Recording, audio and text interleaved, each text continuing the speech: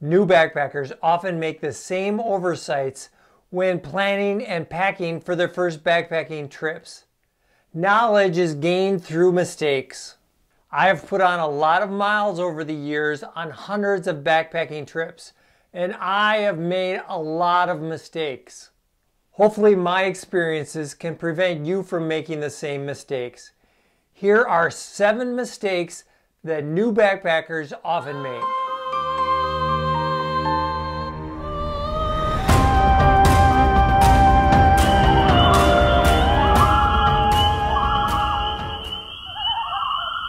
Even though I've been on hundreds of backpacking trips, I still make the joke that I know that I forgot something.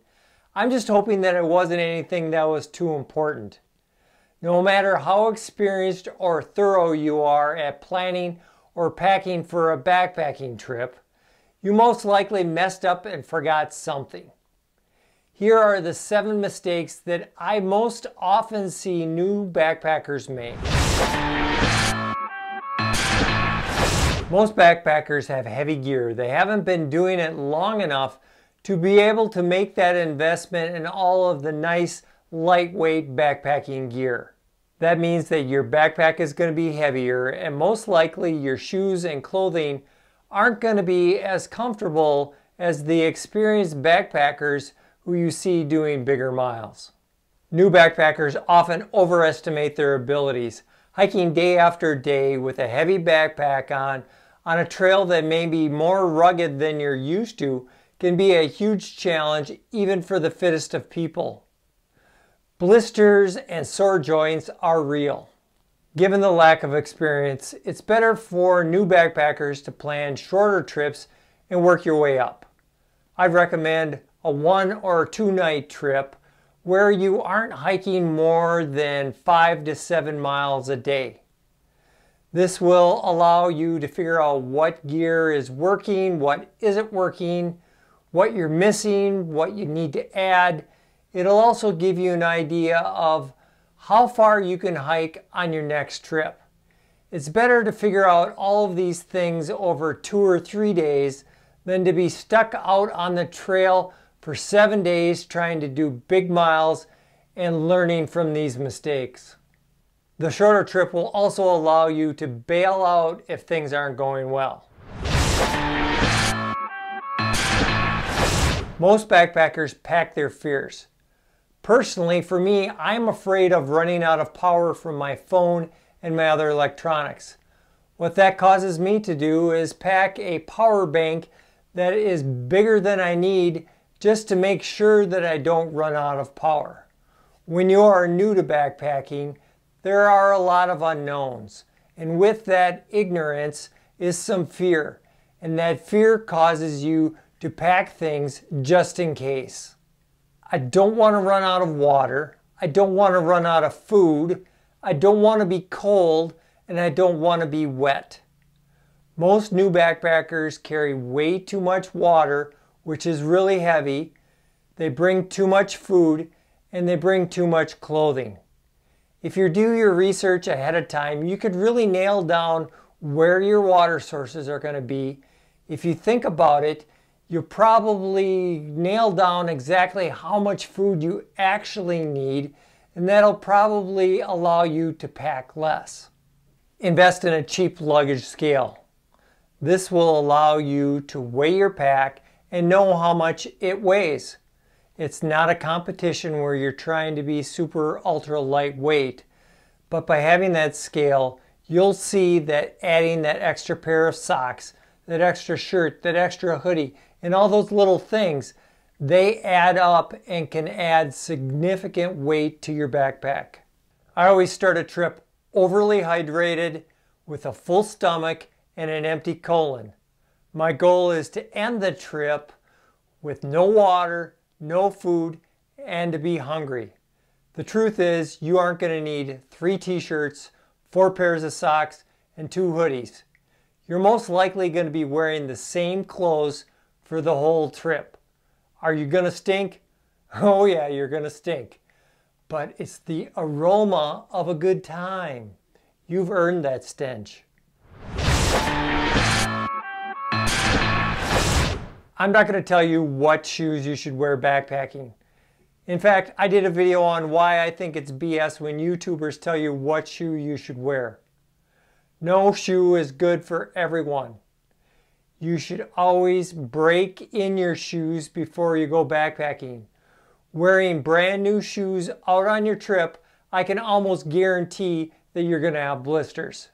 If you or your backpack might be a little heavier, or maybe you have weak ankles, a boot may be right for you. Now, whether you pick a shoe or a boot, usually the lighter and the drier is better. For me personally, that means a trail runner that has a lot of mesh on it, no leather, and isn't waterproof. I found that my feet are going to get wet, whether that be from water or from sweat. Shoes that are not waterproof dry out much quicker. And if you combine that with some good merino wool socks like the brand Darn Tough, that is the best option for getting your feet, your shoes, and your socks dried out the quickest. No matter your footwear, good foot care is vitally important. If you're hiking along and you have a sore spot on your foot, you need to stop immediately, whether that be a hot spot, which is an indication of a blister starting. You need to clean it off. If you have a blister, pop it. Perhaps put some good tape on it like Luca tape, but you need to take care of that immediately or else it's going to progressively get worse. Now, when you get to camp, every night you need to wash your feet and you need to take off your socks and not wear the same socks that you wore all day to sleep. You need to let your feet air out at night. A couple little plugs. When I hike, I like to wear Injinji merino wool toe sock liners. Wearing a liner has made me get less blisters. And at night, instead of wearing a heavy pair of wool socks, I like these goose feet down booties. They're much looser. If you get cold feet at night, they're nice and warm, and they just help my feet recuperate at night. One of the things that I truly love about backpacking is encountering the unexpected.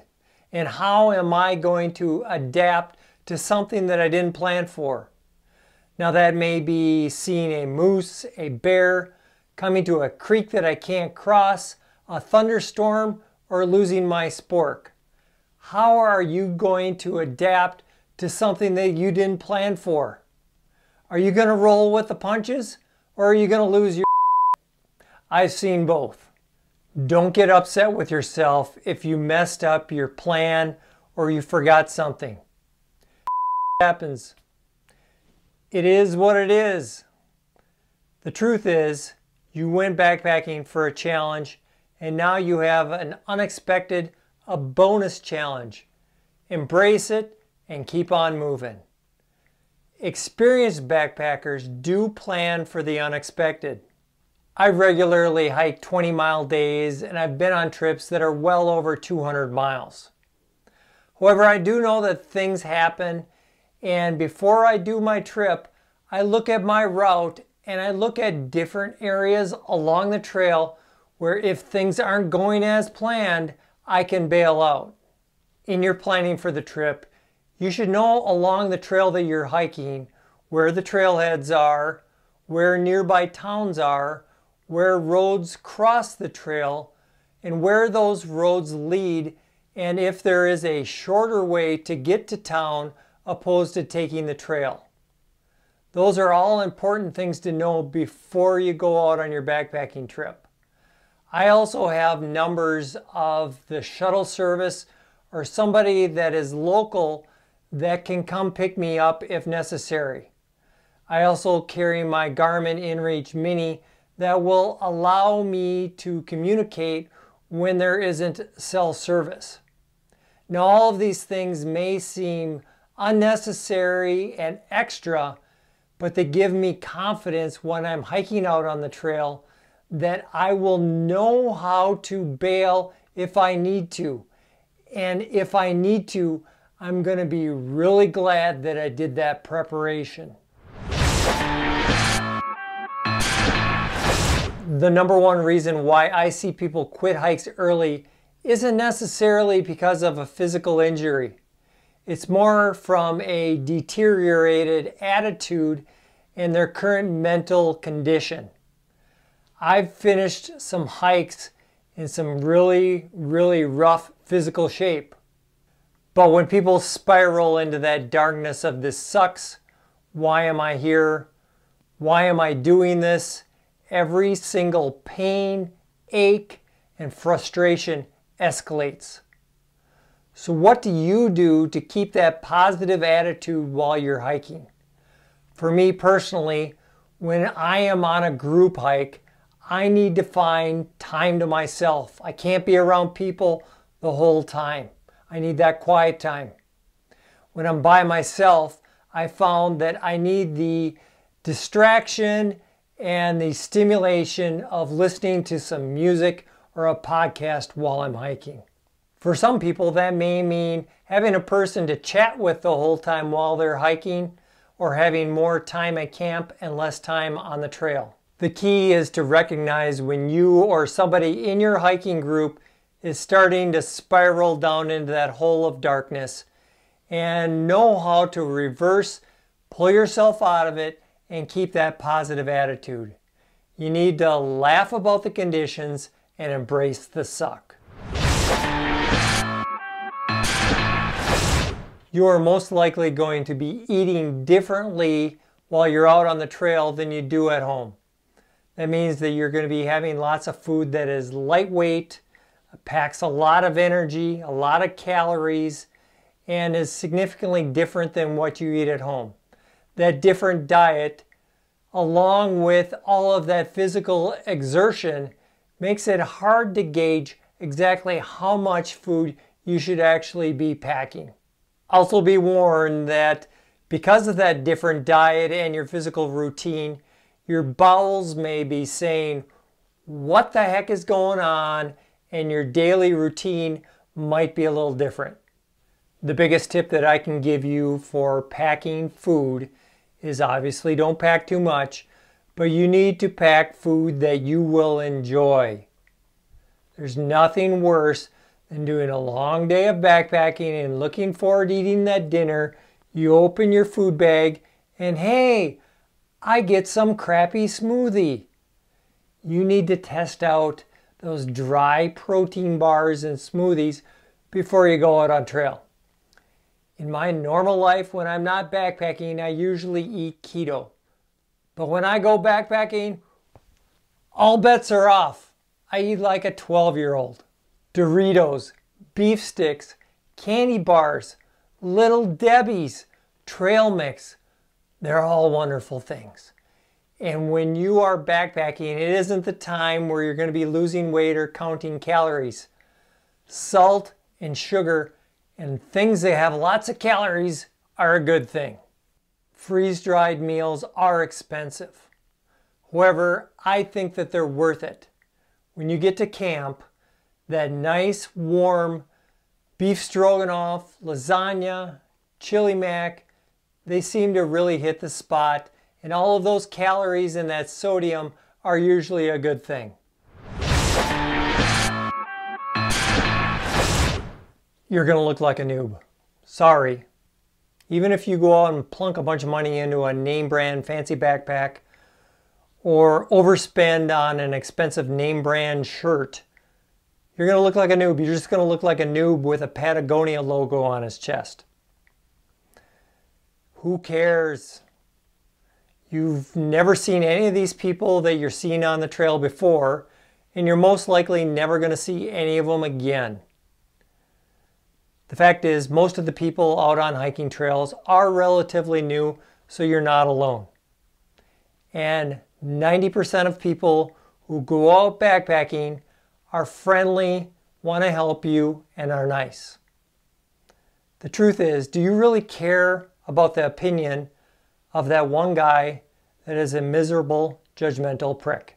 Hike your own hike. I don't know everything. I make a lot of mistakes still. I hope that you won't overanalyze your gear. I hope that you won't overspend on new gear. The truth is, get out on those trips, and if you enjoy it and it's something that you think that you're going to stick with, you'll have that experience and you'll know what gear to bring along and what gear that you need to buy. I do a lot of backpacking videos. I encourage you to maybe go back and look at one of my trip loadout videos where I show you exactly what I have inside my pack as far as gear, food, clothing. I also invite you to hit subscribe and punch the bell notification. I put out a new video every week, and if you hit that bell notification, you'll get a notification of when my new videos come out. Thanks for coming along. I invite you to check me out on Instagram and Facebook. And if you do like backpacking, maybe someday I will see you out on the trail.